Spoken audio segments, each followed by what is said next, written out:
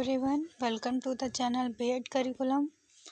आज हम बात करते हैं लास्ट साइकोलॉजी प्रैक्टिकल की, जो है हमारा थर्ड एक्सपेरिमेंट।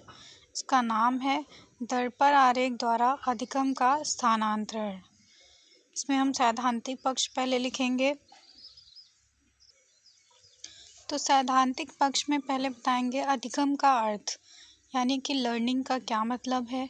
अधिगम या सीखना एक बहुत ही सामान्य या आम प्रचलित प्रक्रिया है। मतलब कि ये एक जेन्युइन प्रक्रिया है और बहुत ही आम है। जन्म के तुरंत बाद से ही व्यक्ति सीखना प्रारंभ कर देता है और फिर जाने अनजाने में कुछ न कुछ सीखता ही रहता है। एक बच्चा जलती हुई दियासलाई की तीली या लैंप की लौ को छूने से जल जाता है।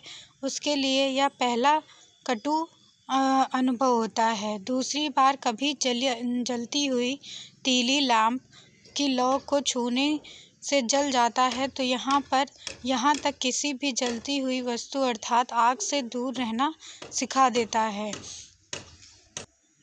इसका मतलब है कि अगर कोई बच्चा है छोटा सा, तो वो एक बार जलती हुई तीली को छू लेता है या जलती हुई मोमबत्ती को छू लेता है, तो दूसरी बार वह जब भी आग देखता है तो उसे यह पता होता है कि इसे छूने से मुझे लग जाएगा या मुझे कष्ट होगा।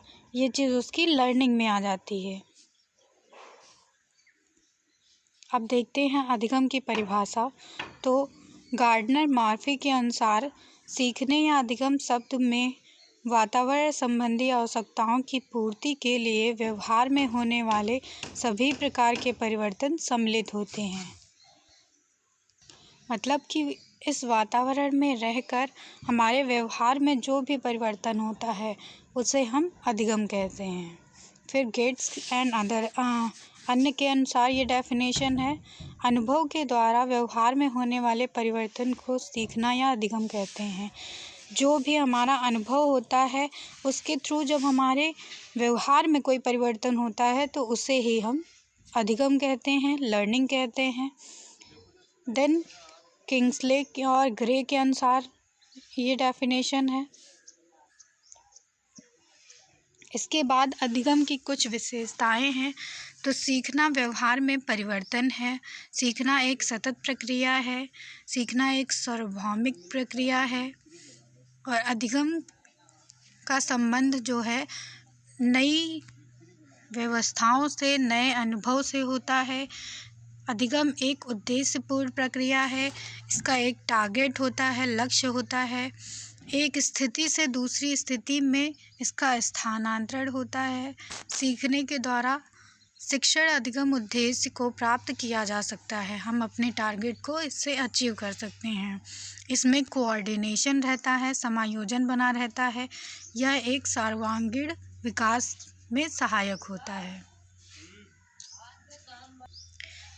अधिगम को प्रभावित करने वाले कारक कौन कौन से ऐसे कारक हैं जिससे अधिगम प्रभावित होता है?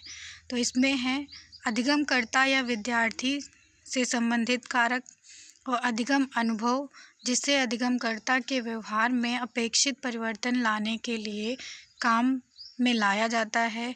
मानव एवं भौतिक संसाधन से संबंधित कारक, 3 ऐसे कारक हैं जो अधिगम को प्रभावित करते हैं। इसमें फर्स्ट है अधिगमकर्ता या विद्यार्थी से संबंधित कारक। आइए देखते हैं इसमें कौन कौन से कारक इंक्लूड किए गए हैं। तो इसमें है अधिगमकर्ता का शारीरिक एवं मानसिक स्वास्थ्य। जो लर्निंग करता है उसका शारीरिक और मानसिक स्वास्थ्य कैसा है, इससे लर्निंग प्रभावित होती है। और उसकी मूलभूत आवश्यकता क्या है, योग्यता क्या है या उसकी कितनी क्षमता है, इस पे भी लर्निंग डिपेंड करेगी। उसकी महत्वाकांक्षाएँ क्या हैं, अभिप्रेरणा क्या है, उपलब्धि क्या है और जीवन का उद्देश्य क्या है, उसकी तत्परता कितनी है और इच्छा शक्ति कितनी है, इस पे भी लर्निंग डिपेंड करेगी। ये सारे जो फैक्टर हैं वो अधिगमकर्ता पे डिपेंड करते हैं। फिर है अधिगम अनुभवों से संबंधित कारक, मतलब कि लर्निंग एक्सपीरियंसेस से रिलेटेड कुछ फैक्टर्स होते हैं। तो इसमें अधिगम अनुभवों की प्रकृति, उनकी प्रकृति कैसी है, कैसे अनुभव उसने फील किए हैं, इस पे लर्निंग डिपेंड करेगी। और कैसे अनुभवों को वो ग्रहण करता है उसका वह तरीका डिपेंड करेगा। फिर है मानव एवं भौतिक संसाधनों से संबंधित कारक, तो इसमें सारे ही फिजिकल जो फैक्टर्स होंगे वो आ जाएंगे, और जितने भी मानव से संबंधित, ह्यूमन बीइंग से संबंधित फैक्टर्स होंगे वो आएंगे, जैसे कि उपयुक्त अध्यापक, सामाजिक संवेगात्मक वातावरण कैसा है, और उचित अधिगम सामग्री, कौन कौन सी सामग्री है लर्निंग के लिए, सुविधाएं कौन सी प्राप्त हैं, सीखने संबंधी उपयुक्त परिस्थितियां, कौन सा वातावरण है और कौन सी परिस्थितियां हैं, इससे भी लर्निंग प्रभावित होती है। इसके बाद अधिगम के सिद्धांत हैं, थ्योरीज ऑफ लर्निंग। कुछ थ्योरीज हैं लर्निंग की जिस पे लर्निंग बेस्ड होती है।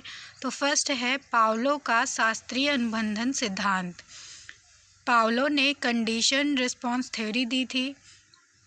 कुत्ते, चूहे, बिल्ली आदि प्राणियों पर किए गए अपने विभिन्न प्रयोगों द्वारा वाटसन और पावलो जैसे मनोवैज्ञानिक ने अधिगम सिद्धांत को समझने के लिए अनुबंधित या प्रतिबंधित अनुक्रिया नामक सिद्धांत, कंडीशन रिस्पॉन्स थ्योरी को जन्म दिया। इस सिद्धांत को साधारण रूप से अनुबंधन द्वारा सीखना कहा जाता है। इसे हम नॉर्मली अनुबंधन द्वारा सीखना कहते हैं। अनुबंधन का प्राचीनतम रूप होने के कारण इसे शास्त्रीय विश्लेषण का जामा पहनाया जाता है। पावलो ने अनुबंधित अनुक्रिया के अपने सिद्धांत को समझाने के लिए कुत्ते के ऊपर प्रयोग किया था। इन्होंने कुत्ते की लार ग्रंथि का ऑपरेशन किया और कुत्ते के मुंह में लार एकत्रित करने के लिए एक नली के माध्यम से उसे कांच के जार से जोड़ दिया। उन्होंने कुत्ते के मुंह में एक नली डाली और जिसको एक कांच के जार से जोड़ दिया। सर्वप्रथम पावलो ने कुत्ते को भोजन दिया। उन्होंने पहले कुत्ते को भोजन दिया, जिसे देखकर कुत्ते के मुंह में लार आ गई। कुत्ता जब भोजन देखता है तो उसके मुंह में लार आ जाती है। उन्होंने बताया कि भूख कुत्ते के मुंह में भोजन देखकर लार आ जाना ही स्वाभाविक क्रिया है।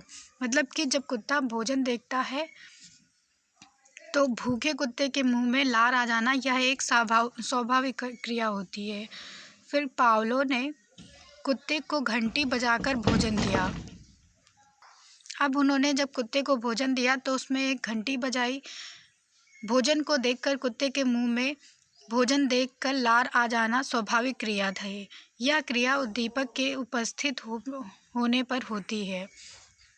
जब कुत्ता भोजन देखता है तभी उसके मुंह में लार आ जाती है। तो जो खाना है, भोजन है, वह उसके लिए उद्दीपक का काम करता है।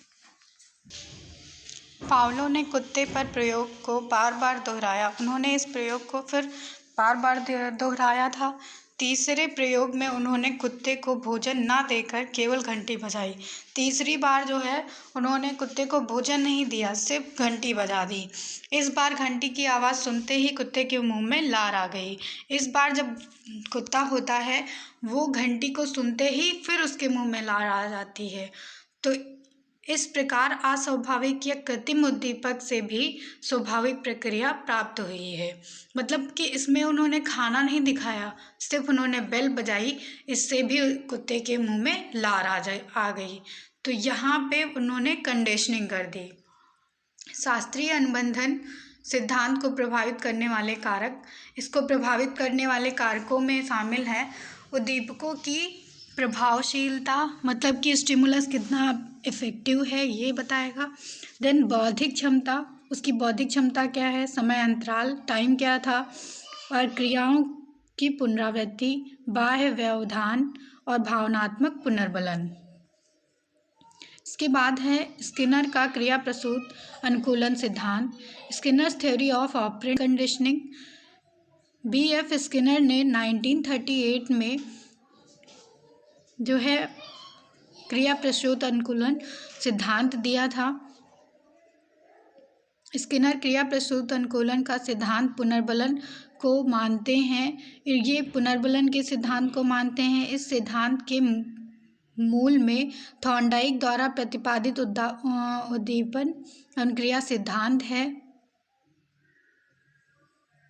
स्किनर ने एक भूखे चूहे को एक बॉक्स में बंद कर दिया था अपने एक्सपेरिमेंट में, और भूख की तरफ से चूहा इधर उधर उछलता है।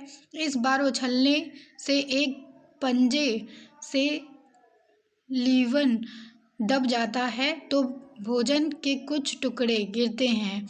ऐसी ही कई बार उछल कूद करने एवं लीवर के दबने से भोजन की प्राप्ति हो जाती है। इस प्रकार से स्किनर ने निम्न निष्कर्ष निकाले। इस प्रयोग से स्किनर ने कुछ निष्कर्ष निकाले थे। तो उन्होंने निष्कर्ष में बताया कि पहली बार भोजन की प्राप्ति त्रुटि एवं प्रयास सिद्धांत से हुई थी। मतलब जब उसे भोजन प्राप्त हुआ तो उसने ट्रायल करा, फिर एरर निकली, तब उसे भोजन प्राप्त हुआ। भोजन की प्राप्ति से चूहे के लिए प्रेरणा का कार्य किया। जब उसे भोजन मिलता है चूहे को तो वह उसे प्रेरणा देता है, मोटिवेट करता है। बार बार लीवर दबाने की यह क्रिया चूहे के लिए आसान हो गई। इससे चूहे की यह क्रिया बार बार दबाकर आसान हो जाती है। थॉर्नडाइक का प्रयास एवं त्रुटि का सिद्धांत है। थॉर्नडाइक ने जो लर्निंग थ्योरी दी उन्होंने उसमें प्रयास एवं त्रुटि का सिद्धांत दिया। तो थॉर्नडाइक ने प्रयोग किया था भूखी बिल्ली पर। उसे एक बॉक्स में इन्होंने बंद कर दिया था। प्रायः पेटिका इस प्रकार बनाई गई कि उसमें एक ही दरवाज़ा था इसमें, जो कि एक लीवर के ठीक ऊपर दबने से खुल जाता था। पेटिका के बाहर कुछ दूरी पर भोजन सामग्री के रूप में एक मछली रख दी गई थी और मछली की गंध ने इस परिस्थितियों में एक अभिप्रेरक का कार्य किया था। बिल्ली पेटिका के बाहर आने से हर संभव प्रयत्न को कर रही थी। बिल्ली प्रत्येक छिद्र से रास्ता खोजने का प्रयत्न कर रही थी। तारुण में पंजा मारती और मुंह से काटती। इस प्रकार बिल्ली ने सभी तरह से सीधे उल्टे पंजे चलाए और उछल कूद किए। इस उल्टे सीधे प्रयत्नों के फलस्वरूप एक बार संयोगवश उसका पंजा जो है लीवर पर पड़ जाता है और दरवाज़ा खुल जाता है। बिल्ली ने बाहर निकलकर अपनी भूख शांत की। दूसरी बार फिर प्रयोग को दोहराया गया। बिल्ली को भूखा रखकर उसी पेटिका में बंद कर दिया गया। मछली की गंध से बिल्ली को पेटिका से बाहर आने के लिए अभिप्रेरित किया गया। बिल्ली ने फिर वही उछल कूद की। पहले की तरह अभी काफ़ी प्रयत्न के बाद लीवर पर पैर अचानक पड़ने से दरवाज़ा खुलता है, परंतु इस बार दरवाज़ा खोलने में कम समय लगता है। इस प्रकार यह प्रयोग संबंधित प्रक्रिया कई बार दोहराई गई और उल्टे सीधे प्रयत्नों के बाद बिल्ली को खाना मिल जाता था। इससे वह बाहर आ जाती थी। उसकी मात्रा घटती चली गई, उसका टाइम मतलब कम होता चला गया, यहाँ तक कि बिल्ली ने बिना त्रुटि किए, मतलब कि बिना किसी त्रुटि के भी वो दरवाज़ा खोल लेती थी लीवर पे दबाव डाल के। तो इसे हम क्रिया त्रुटि एवं प्रयास का सिद्धांत कहते हैं। थॉर्नडाइक के नियम के अनुसार इनके नियम में इन्होंने निष्कर्ष बताया फिर कि तत्परता का नियम, यानी कि जब हम बार बार प्रयास करते हैं तो हमें सफलता मिलती ही है। फिर उन्होंने बताया प्रभाव का नियम, लॉ ऑफ इफेक्ट, जब नई परिस्थिति और अनुक्रिया के बीच एक संशोधनशील संयोग बनता है और उसके साथ ही परिणाम पूर्वक संतोषजनक अवस्था उत्पन्न होती है तो यह संयोग की शक्ति बढ़ जाती है इसमें। फिर है अभ्यास का नियम, हम जब बार बार प्रयत्न करते हैं तो उस चीज़ में सफल होते हैं। हमें कंटिन्यूअसली काम करते रहना चाहिए। इन्होंने इस नियम को दो तरह से कैटेगराइज किया है, उपयोग का नियम और अनुपयोग का नियम। सीखने का स्थानांतरण, transfer of learning. Transfer of learning में इन्होंने बताया है कि जब हम एक चीज़ को पहले सीखते हैं तो वही सीखी हुई चीज़ हमें दूसरी चीज़ को सीखने में मदद करती है, तो इसे हम ट्रांसफ़र ऑफ लर्निंग के नाम से जानते हैं।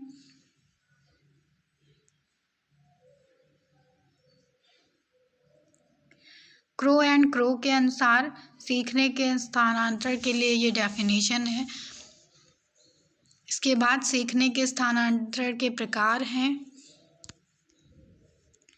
तो प्रकार को 3 तरह से बांटा गया है: सकारात्मक स्थानांतरण, नकारात्मक स्थानांतरण और शून्य स्थानांतरण। जब एक सीखी हुई वस्तु हमें दूसरे क्रिया में मदद करती है तो इसे हम सकारात्मक स्थानांतरण कहते हैं, और जब एक सीखी हुई वस्तु या ज्ञान हमें दूसरी सीखी हुई वस्तु के लिए परेशानी बनता है, ट्रबल करता है, तो उसे हम नकारात्मक स्थानांतरण कहते हैं।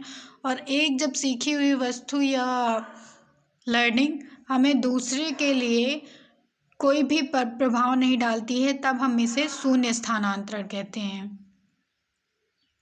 सीखने के स्थानांतरण को स्पष्ट करने वाले सिद्धांत कौन कौन से ऐसे सिद्धांत हैं जो सीखने के स्थानांतरण को स्पष्ट करते हैं? तो इसमें है मानसिक अनुशासन या मानसिक शक्तियों का सिद्धांत। स्थानांतरण के सिद्धांतों में यह सबसे अधिक प्राचीन है।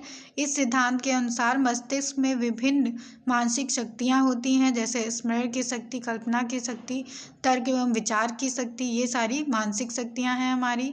समरूप तथ्यों का सिद्धांत, यह सिद्धांत बताता है कि किसी एक परिस्थिति में अधिगम का प्रशिक्षण या स्थानांतरण उस सीमा तक हो सकता है जहाँ तक दोनों परिस्थितियों में कुछ समान या समरूप तत्व उपस्थित होते हैं। सामान्यीकरण का नियम, सामान्यीकरण के स्थानांतरण से अभिप्राय पहले की स्थितियों में अर्जित किए हुए सिद्धांत या नियमों की दूसरी परिस्थितियों में ज्ञान एवं कौशल के अर्जन अथवा कार्यों को करने या समय का उपयोग करने से है।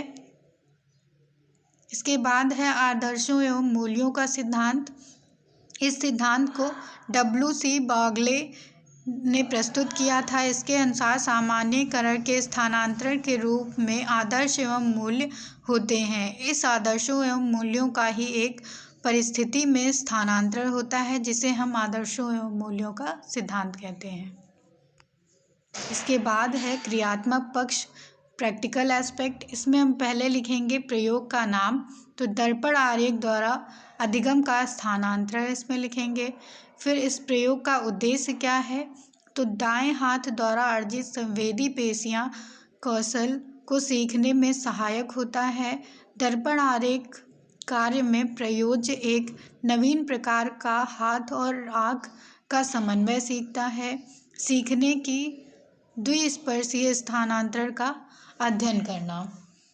इसके बाद इसकी परिकल्पना है, तो किसी कार्य के अंतर्गत एक हाथ के द्वारा अर्जित कार्य कुशलता का प्रभाव दूसरे हाथ की उसी कार्य संबंधी कार्य कुशलता पर धनात्मक रूप से पड़ता है।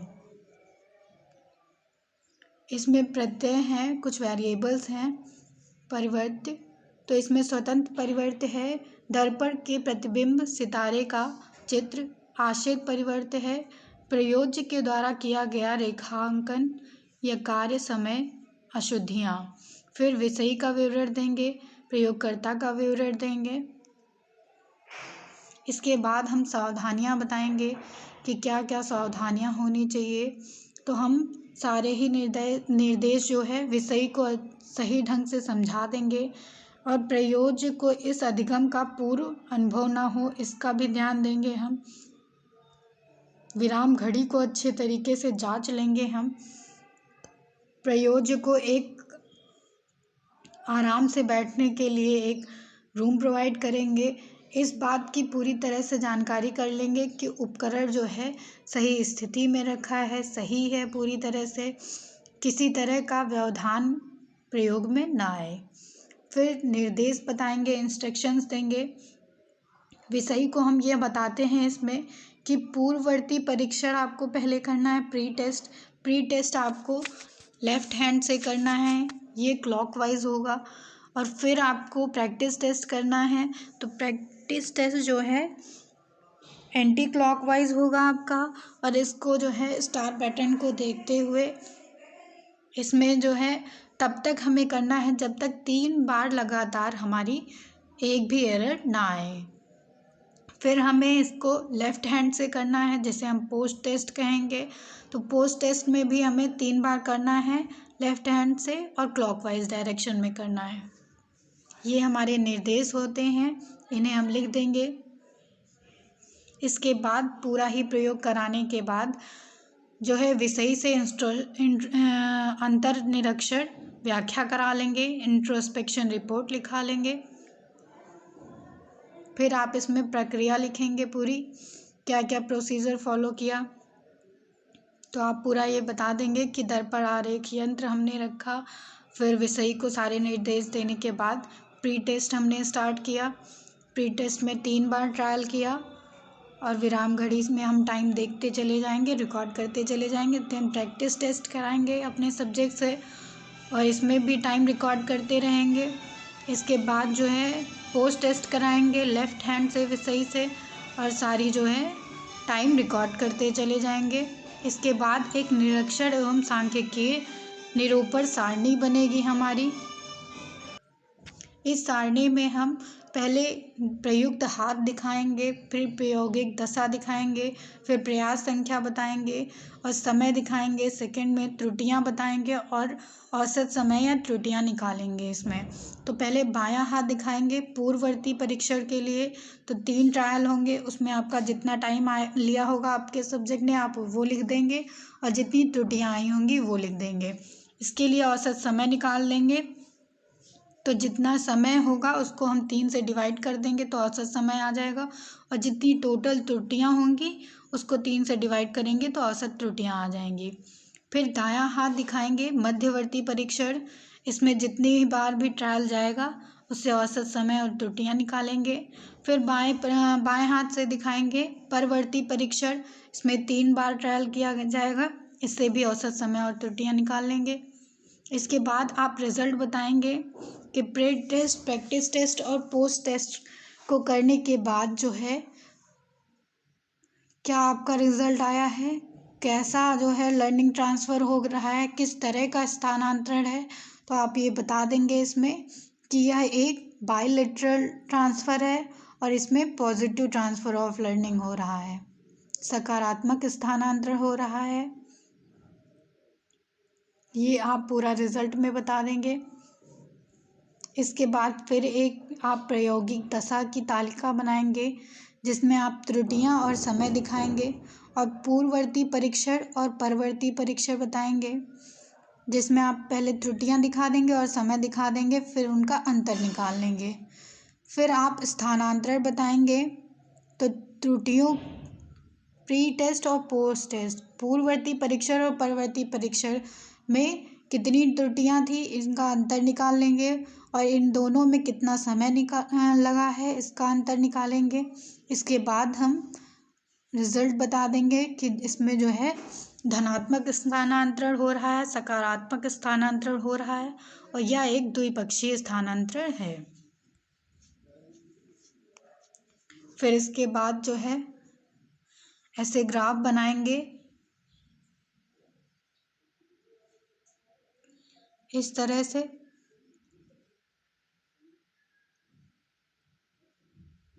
तो ग्राफ को आप 2 पार्ट्स में बना सकते हैं।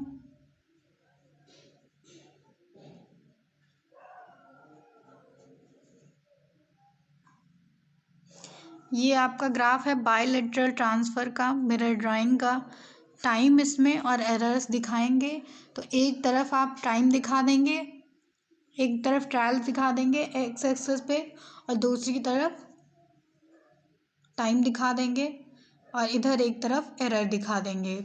तो एरर को देखते हुए और टाइम को देखते हुए ऐसे आपका पूरा ग्राफ बन जाएगा। ये देखिए ये ग्राफ है।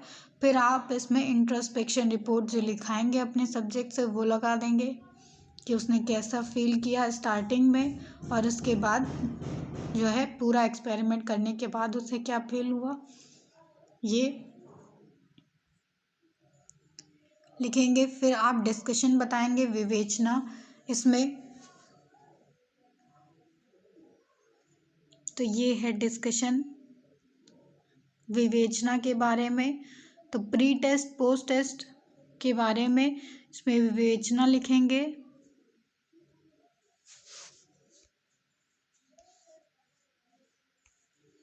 ये पूरी विवेचना आप बताएंगे प्री टेस्ट करते हुए कि प्री टेस्ट, पोस्ट टेस्ट और प्रैक्टिस टेस्ट के बारे में कि आई हैंड कोऑर्डिनेशन किस तरह से सब्जेक्ट का हुआ है। इसके बाद निष्कर्ष लिखेंगे।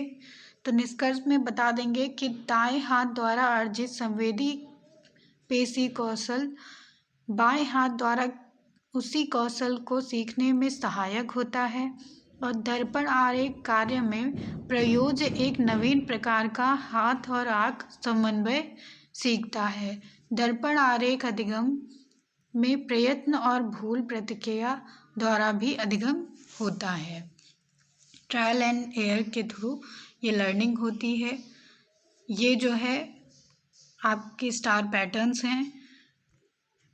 इसी पे आपको अपने सब्जेक्ट से एक्सपेरिमेंट कराना होता है मिरर ड्राइन ऑपरेटर्स के थ्रू। सो ये था पूरा एक्सपेरिमेंट, मिरर ड्राइन एक्सपेरिमेंट जो है, transfer of learning through mirror drawing. अभी तक हमने आपको सारे ही एक्सपेरिमेंट बता दिए हैं कि उनका कैसे कंडक्शन होगा और कैसे प्रैक्टिकल एस्पेक्ट लिखना है और कैसे थ्योरेटिकल एस्पेक्ट लिखना है। तो आप थ्योरेटिकल एस्पेक्ट कॉपी भी कर सकते हैं, वो चाहे हिंदी का प्रैक्टिकल हो, तीनों टेस्ट, तीनों एक्सपेरिमेंट, या इंग्लिश के प्रैक्टिकल्स हों, तीनों टेस्ट और तीनों एक्सपेरिमेंट। सिर्फ आपका जो है प्रैक्टिकल एस्पेक्ट का डेटा चेंज होगा, उसका भी फॉर्मेट वही रहेगा। ये आपके साइकोलॉजी प्रैक्टिकल्स यहाँ से ख़त्म होते हैं, जो सारे ही बहुत इम्पॉर्टेंट हैं, इसलिए आप इनका कंडक्शन अच्छे से करिएगा और अच्छे से इनको लिखिएगा। Thank you everyone.